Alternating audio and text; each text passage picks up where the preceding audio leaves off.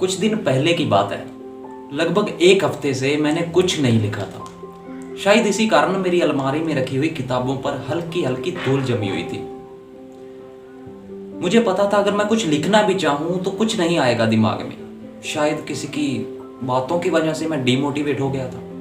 मेरे चाहते हुए भी मेरे कदम अलमारी की तरफ नहीं जा रहे थे जिसमें वो डायरी रखी हुई थी जिस पर मैं हर रोज लिखता था। अंदर से बहुत कुछ करना चाहता था, मगर बाहर से मैं अपने आप को ये कहकर अंधेरे में रख रहा था कि छोड़ो ना, कल करते हैं। वो कल जो पिछले कई हफ्तों से आया नहीं था। फिर अचानक अलमारी में रखी हुई मेरी कलम पर मेरी नजर पड़ी।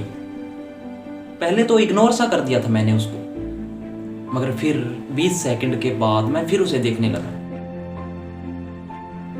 तो अपने सपने को क्यों भूल गया? मानो ये चिल्लाकर मुझसे बात कर रही हो।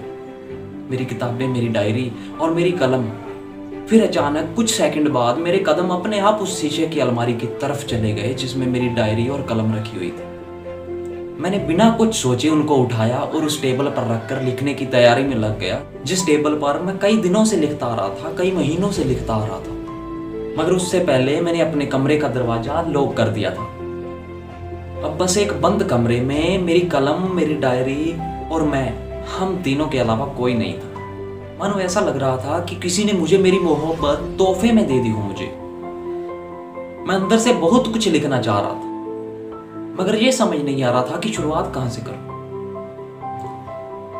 फिर 120 सेकंड बाद अपने आप खुद ब खुद मेरे हाथ, मेरे कलम चलने लगी और एक लाइन खुद ब खुद लिखी गई कि चलना, इस कलम के सहारे फिर से सपने की दुनिया में चलते हैं। मिलते हैं एक और नई वीडियो के साथ।